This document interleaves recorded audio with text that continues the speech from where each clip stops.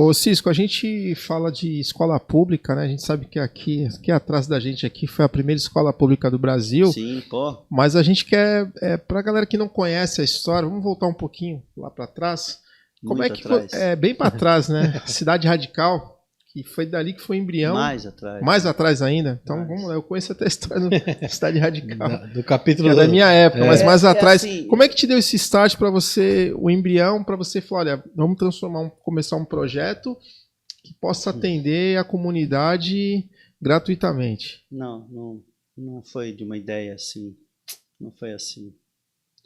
E eu digo sempre que a escola ainda é um ponto de intuição forte, porque uma luz bateu nisso para a gente seguir à frente. Nunca foi uma ideia fixa de fazer e viver disso como professor. Minha ideia era ser surfista profissional e viajar o mundo. Eu fiz. Mas viver do surf, talvez shapear, eu tive 2 fábricas de prancha, etc. Mas não, isso foi uma consequência de alguma coisa que estava para vir no futuro melhor, tá? Eu estou te falando isso porque eu estou num maior flow legal. E eu posso falar com segurança hoje de muitas coisas que eu não falaria antes, sim, tá? Sim.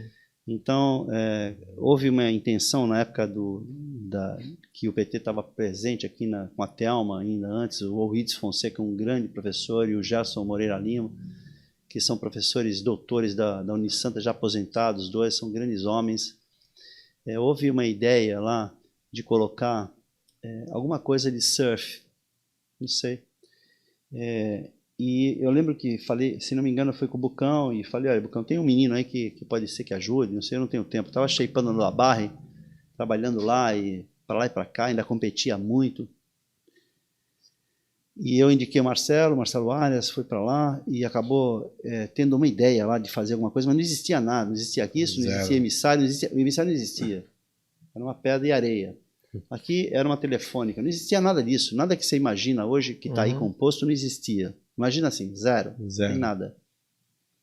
Bom, a partir daí houve uma inauguração na faculdade, na Unisantos, anos 90, final do ano 90, junto com a Glenda Kozlov doou uns equipamentos lá, e a prefeitura tinha alguma coisa lá junto com isso. Foi um lançamento lá com a Thelma, aquela época lá dentro da faculdade, mas aí não tinha lugar, né? Tinha caixa de pecúlio para fazer umas coisinhas. Marcelo ficou durante um tempo lá, alguns meses, e logo veio alguma coisa que ele saiu. Eu não sei por que ele saiu. Essa parte, não sei por que saiu. Nessa que saiu, me chamaram para ver se eu poderia assumir essa ideia, essa pequena ideia de fazer alguma coisa com surf. Mas uma pequena ideia não basta, tem que ter alguma coisa, alguma capacidade para que você possa desenvolver um projeto. Um projeto não nasce de uma ideia, mas você precisa compor pessoas que possam arrumar essa ideia. Ou seja, eu vou te dar um exemplo. Eu shapeei uma prancha no Prancha Oca, o Mudinho foi lá e deixou ela melhor, tá bom? E deixou muito melhor. Então, a partir do momento que tinha esse embrião, mas não tinha nada, programa, conteúdo, o que se faz, o que fala, o que faz, como se ensina se não existia curso, não existia referência bibliográfica, não existia nada, absolutamente nada. Bom, mas eu era professor já, de educação física, e surfista, e waterman, da água, então daí partiu a minha intenção de falar, bom, deixa que eu resolvo. Então eu vinha para cá, para o posto aqui em cima, com 6 meninos que estavam lá, ficaram meio que no ar, e você fez parte, acho que das primeiras, primeiro, segundo ou terceiro ano que você entrou. Primeiro acho que era Pagi, Gustavinho Prado, Fred Polak, uma galerinha pequenininha, Camila Ventura, etc, André Serrano, Giovanni Ferrante. Essa geração minha. Foi essa. Mimi, Marcelo, Adriano. Nildo, né? Nildo também. Oi? O Nildo. Sim, Nildo veio um pouquinho mais. Nildo e as meninas, né? Um monte de menina legal. Martina Bocasa, a gente pegou. Um monte. Cláudia, Paulinha. Cláudia, Paulinha. Bom, isso foi começando. E esse embrião, mas essa molecada, vocês também vieram não em cima do posto. Em cima do posto estava uma galerinha pequena, que eu trazia minhas pranchas de lá da minha casa. Minha casa era na Euclides, eu trazia 2 pranchões, né, um bodyboard do braço, os pranchões, e trazia para a gente brincar aí. Começou em cima. Mas, quando chegou, acho que setembro, outubro de 91, de 91, o Ides fala assim, nós precisamos fazer alguma coisa com... Você não tem uma ideia de fazer algum projeto para os esportes que são marginalizados na cidade? Eu gosto de desafio, né? Você sabe que eu gosto de desafio. Sob pressão, sou muito melhor sob pressão, muito melhor, mas eu sou muito melhor mesmo, na boa. Sob pressão eu gosto de brincar com isso porque eu gosto de ir para frente e tal. Tanto é que isso aí foi aí para frente, assim, um desafio. E eu falei, não, deixa aí, me dá uns dias aí para pensar. Eu fui viajar com os amigos e bolei uma ideia que era cidade radical.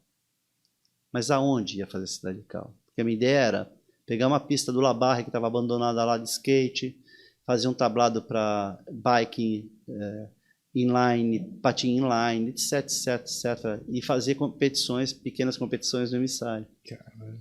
Eu acho que você fez parte também. Fiz, peguei. Participou lá, só? E a ideia era fazer competições diárias, um ranking diário e no final do dia dava premiação. E como eu tinha muito conhecimento, muito amigo de loja, naquela época tinha muita loja e tal, e eu pegava os kits de cada loja, 20 kits de cada um, 10 kits e tal, e a gente ia fazendo, nós fizemos lá então, naquela época. Mas para chegar lá no emissário, quando eu fui lá a primeira vez olhar, começou assim, a secretaria me contratou para isso, eu já estava dando aula, me contratou para eu, então vamos fazer. Mas onde você vai fazer? Eu vou fazer no emissário. Mas no emissário, quando eu fui lá, a metade do emissário para o final era o desassoreamento dos canais. Tá? Além de que um monte de ferragem de circo que iam lá e deixavam os ferros para fora. Bom, quando eu visualizei aquela areia, eu falei, só tem uma maneira de eu começar a fazer alguma coisa aqui.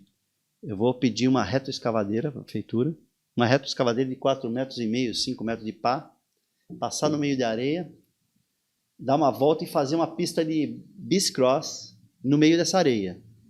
Eu risquei tudo, fiz toda a planilha do que eu precisava, arquibancada, retroescavadeira, terra, foram, sei lá, 100 caminhões de terra. Mas como vai amassar a terra? Por isso que eu falo, parece fácil, né, o que você vê hoje, né?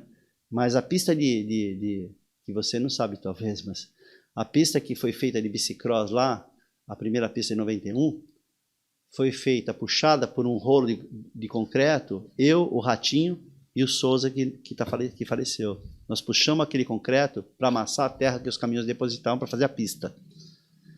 O palanque era meu, porque eu fazia o circuito paulista de longboard, o som era meu, eu perdi um carro, mas a galera curtiu. Passaram por lá 2.000 crianças por dia, e a Folha de São Paulo, então, registrou isso, e nós fizemos, então, a partir daí, desse verão, que foi um sucesso, fizemos o segundo em 92, que foi um maior sucesso, e aí a sorte, quando acabou o evento, que tinha porque assim, tinha uma arena de voleibol aqui, que pagaram milhões, e vinha 200 pessoas por lá, tinham 2.000 pessoas girando gratuitamente. Legal.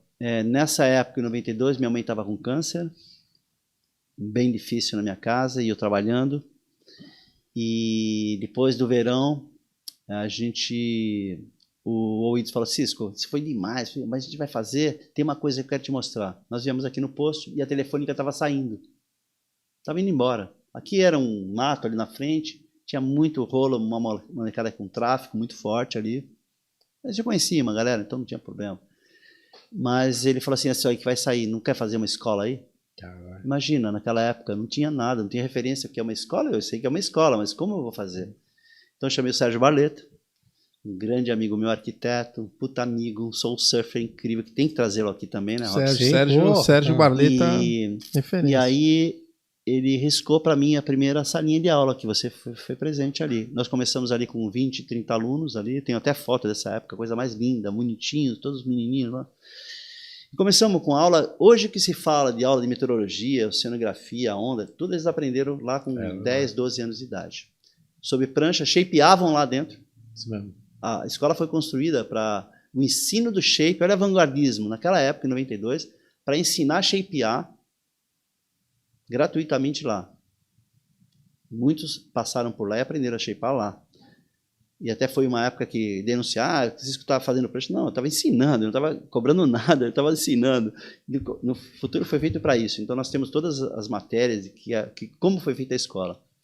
E no primeiro ano já, de 92, quando a gente começou em junho de 92, em outubro, novembro de 92, nós já tínhamos 150 alunos. e um monte de menina. Mas nos primeiros 3, 4 anos, nós buscávamos tirar os campeões. Porque a gente vinha de um processo da Cidade Radical competitivo, entende? Conseguimos lá dinheiro da FUPES naquela época, para ajudar os meninos com umas bolsinhas, inscrições gratuitas, etc. E sacamos dali, daquele momento de 4 anos de trabalho, campeão brasileiro de bodyboard, de surf, enfim, longboard, paulista, etc., da escolinha. Mas, nesses últimos 4 anos, então entrou o seu Euclides, com 74 anos, e o Val, cego para aprender, junto com outros que já estavam por ali. O seu Euclides foi engraçado como ele chegou na escola, né? O seu Euclides as histórias são lindas, né? Lá, são histórias são lindas. Então, assim, o que eu quero dizer é o seguinte, essa ideia, que é uma ideia muito bem colocada pelo Luiz, que ele tinha uma vontade de ajudar os esportes novos, e o Gerson também, não bastava, porque você tinha que criar conteúdo, queria criar programação, criar método. Eu tive que escrever livro, né, para criar um método. Por que foi criado um método? Não para que os pais reclamavam, falei, vocês não se aprendem na escola? Eu falei, mas antigamente usava a pomba para se comunicar, hoje é o telefone, né, cara? Você tem que entender que vai aprender, deixa comigo. E muitos começaram a deixar. Só que a secretaria, que já era muito legal, tinha medo de trabalhar com crianças, pré-adolescentes, por exemplo, abaixo de 17 anos, de 12 anos, não trabalhavam. Eu falei, mas eu tenho que trabalhar, porque os pais estão me deixando criança com 6, 7, 8 anos. Naquela época, cara, eu trabalhei por um bom tempo sozinho. Depois fui trazendo monitores mirins, né? Aí trouxe primeiras professoras, que foi a Milena, depois foi a Tuti, do bodyboard. O Pagi foi monitor mirim, depois virou professor, etc. O Pagi, nós pagamos a faculdade dele. Eu e ele trabalhamos por 8 para pagar a faculdade dele. A Milena é mãe do Theo Cabeleira, né? A Milena foi super campeã, a Tuti também, maravilhosa. Eles trabalharam muito bem a base do surf bodyboard. Sim. Mas era uma outra... E a gente também fazia nossas competiçõezinhas lá internas e tal. Mas quando apareceu, eles já tinham os títulos. Quando apareceu essa galera com necessidades especiais, surdo, paralisia cerebral, apareceu o Val, apareceu o Euclides, depois apareceu o Roberto Ciasca, o doutor terapeuta maravilhoso, que não está mais com a gente, que me trazia aqui 2 caminhões, 2 ônibus com 70 pessoas com deficiência, aí a coisa foi para outro lado. Mas quando o Val te procurou, né? Aliás, a gente fala do Val, mas teve antes, acho que 2 personagens também, que eu acho que a Dona Reiko e a Senhora Fusai, né? As 2 japonesinhas. Não, a Dona Fusai e a Reiko vem mais à frente. Depois do Val? Depois do muito Val? Mais à frente. Eu achava que elas tinham vindo antes, cara. Não. O Val vem através da primeira... O Val escutou uma palestra minha dentro de uma escola, Sim. Pela rádio, num projeto que nós fizemos através de uma moça que estava fazendo seu mestrado, sua conclusão de curso de mestrado lá, num trabalho, era psicóloga, trabalhou com surdos, e eles vieram aqui fazer um trabalho com a gente aqui, e esse trabalho foi tão legal que ela me levou lá para uma rádio para falar. O Val escutou isso na rádio e veio. Quando ele veio, né?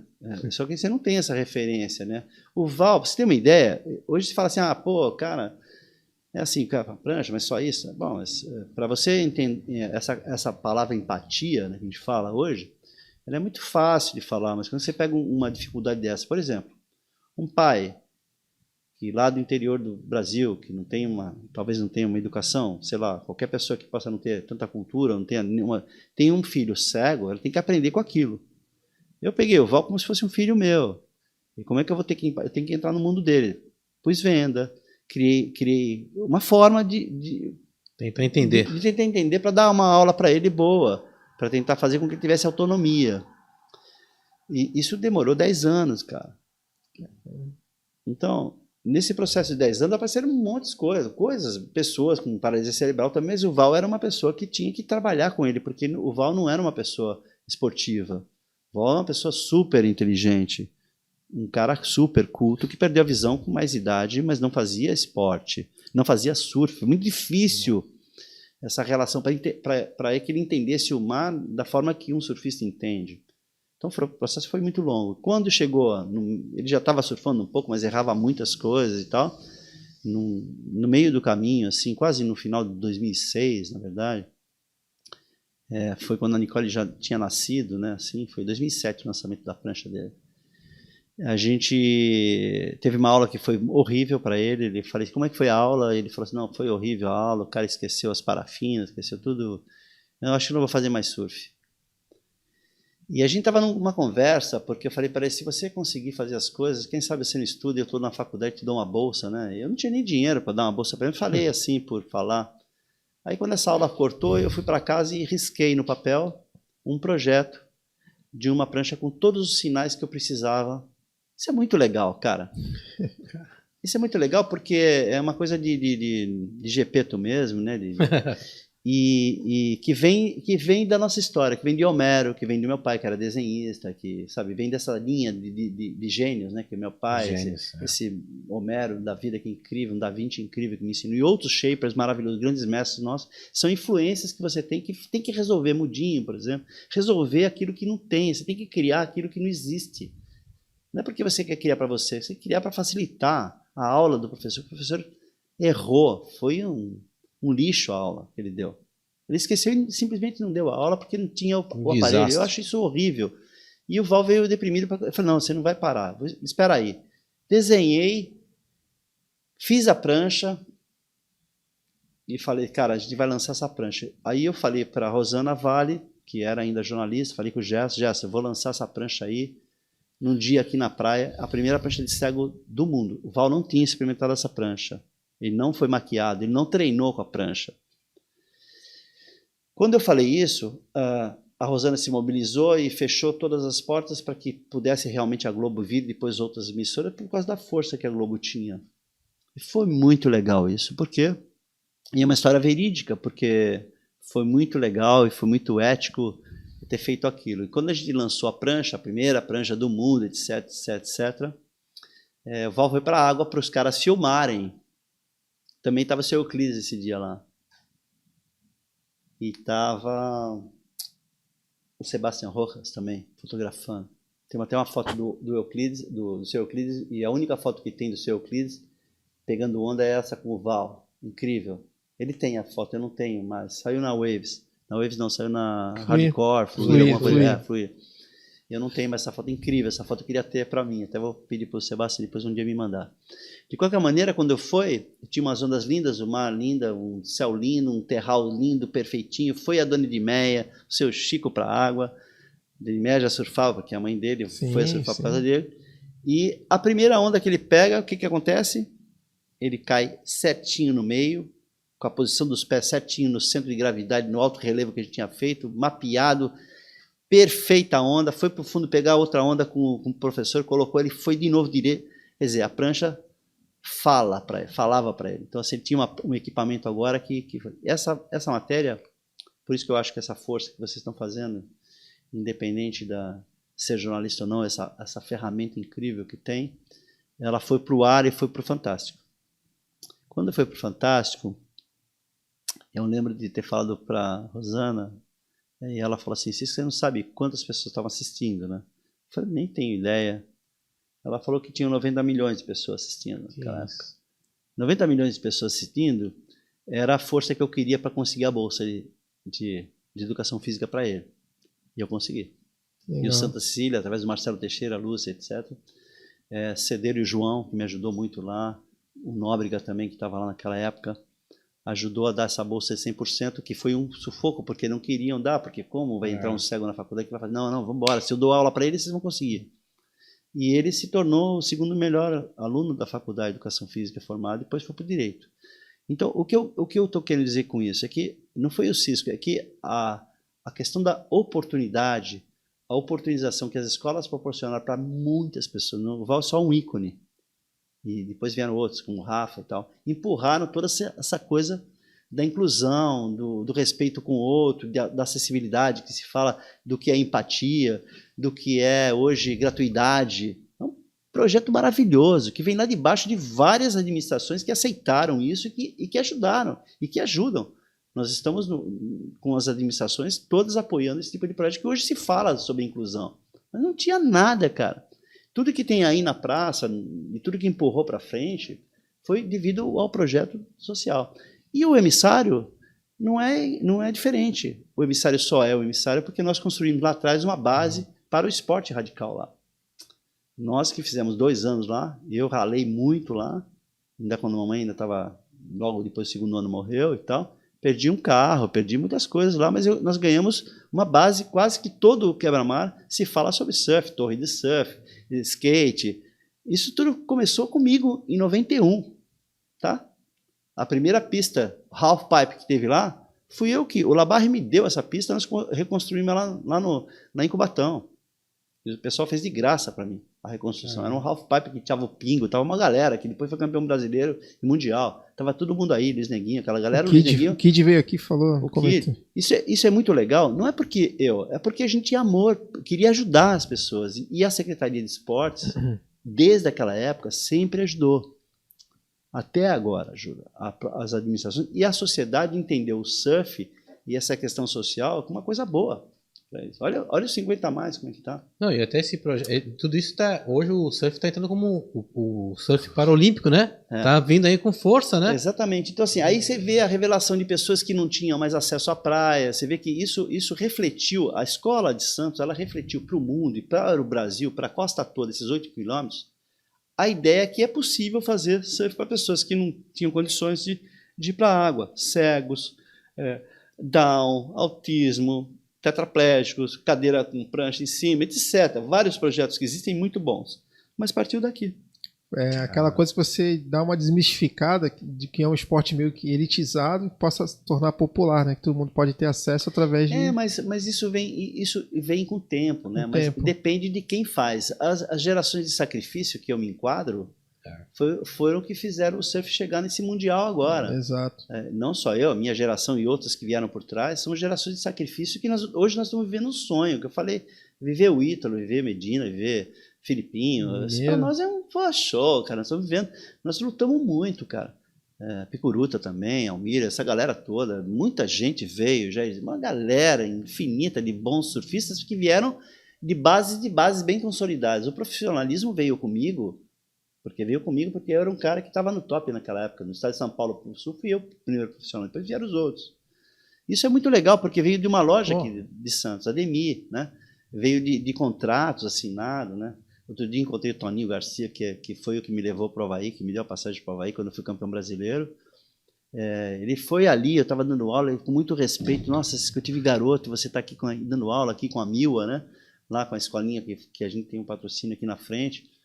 E é muito respeitoso isso, porque eu fiquei quase 1 ano fora do Brasil, né, e já com esse título, tá, depois voltei para competir, depois uma época eu parei, depois voltei de novo, quando a Nicole nasceu eu voltei com tudo, eu consegui de novo esse... Mas o que eu digo é o seguinte, nós lutamos muito para que isso tivesse, chegar lá, as estruturas, associações, né, nós fizemos parte das primeiras associações, federações, a primeira federação, a Brasp, quando foi lançada, eu fui o representante de São Paulo, fui o primeiro representante de São Paulo, ajudei na consolidação. Então, e essa geração de sacrifício é também das escolas.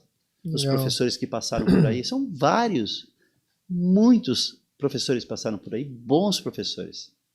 Mas precisou de um olhar, por isso que eu falo, precisou de um olhar de longa vida e com muita paixão para se durar, porque é difícil você, por exemplo, no meu caso, teve uma época que eu fiquei sem salário 1 ano, né? Duro para falar. Hoje você, o cara me paga, eu não vou trabalhar. Eu fiquei 1 ano sem trabalhar, sem salário e trabalhando para que vocês não pudessem perder surf. E no final dei a volta. Você sabe das histórias, mas de qualquer maneira a gente ensinou as pessoas a darem aula. Quando veio o primeiro curso do Brasil aqui, da ISA, da International Surf Association, com o Rabbit, Bartolomeu, com o John Nilsson, etc, as metodologias deles eram diferentes das nossas. Hoje eles aplicam aquilo que eu aplicava naquela época. E que ensinava com os meus professores e que aprendi com outros, né? Aprendi com o Mudinho, etc.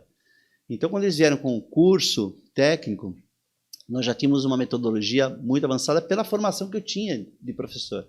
Aprendi com grandes mestres na FEFS. Tenho honra de falar que fui campeão brasileiro pela FEFS. Tive grandes mestres lá. Podia citar todos eles que me ensinaram muitas coisas. Isso me deu uma formação muito boa na análise da mecânica de movimento, da parte fisiológica, da parte de quanto de força eu vou usar, quanto eu vou proporcionar de percentual para que não possa sobrecarregar uma pessoa de idade, ou ir na frente dar aula. Ninguém na faculdade, mesmo naquela época, nos mostrou o caminho da deficiência, da pessoa com necessidades especiais.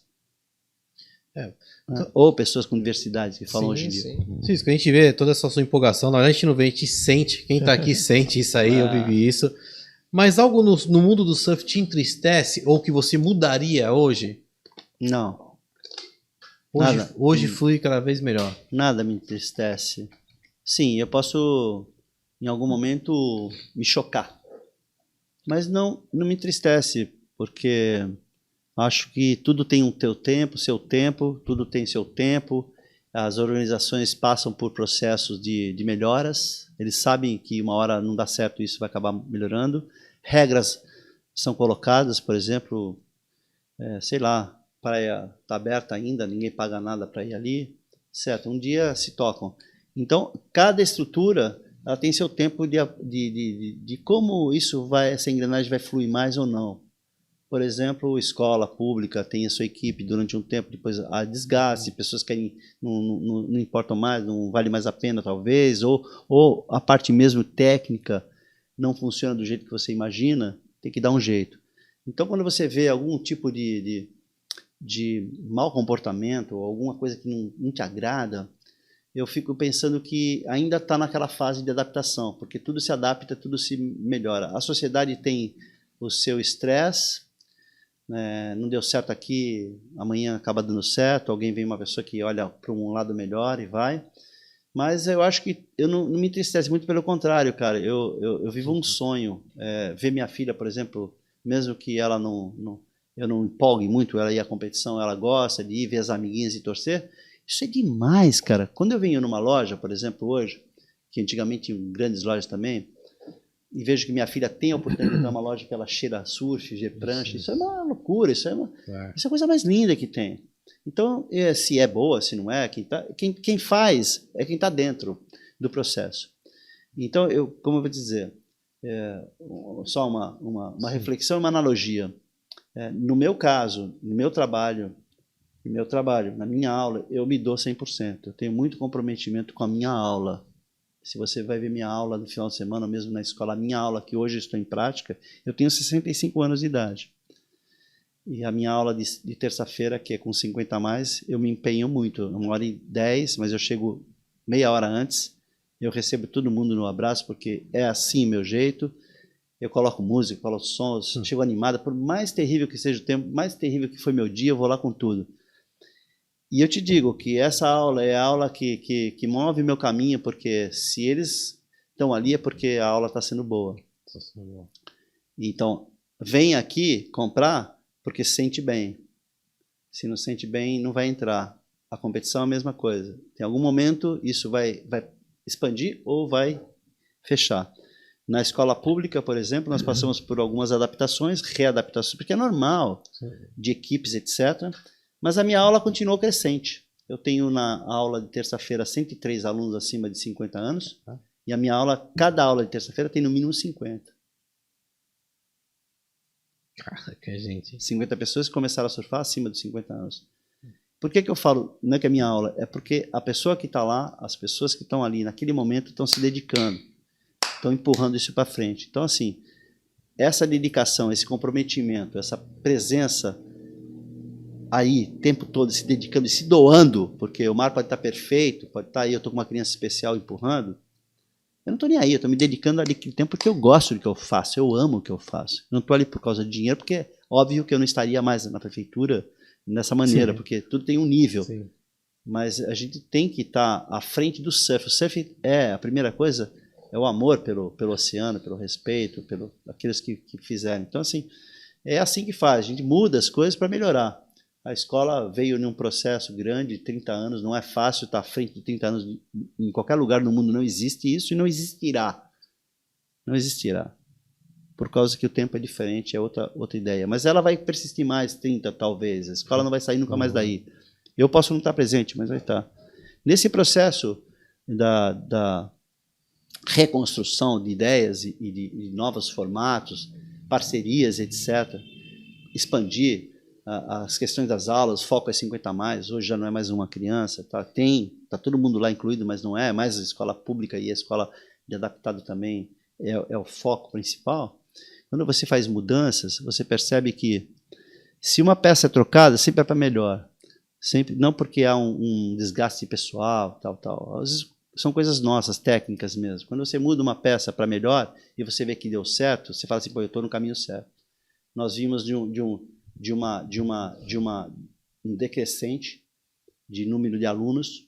Nós precisamos crescer antes do aniversário. Eu levei o aniversário no peito da escola de 30 anos, no peito mesmo, porque era na época da pandemia, ninguém queria dar barraca, ninguém queria dar água. Eu falei, eu vou fazer do mesmo jeito. E fiz, e foi demais. Foi mais de 500 pessoas lá. E se não tivesse pandemia, teriam 1.500 pessoas fácil lá, né? Fácil.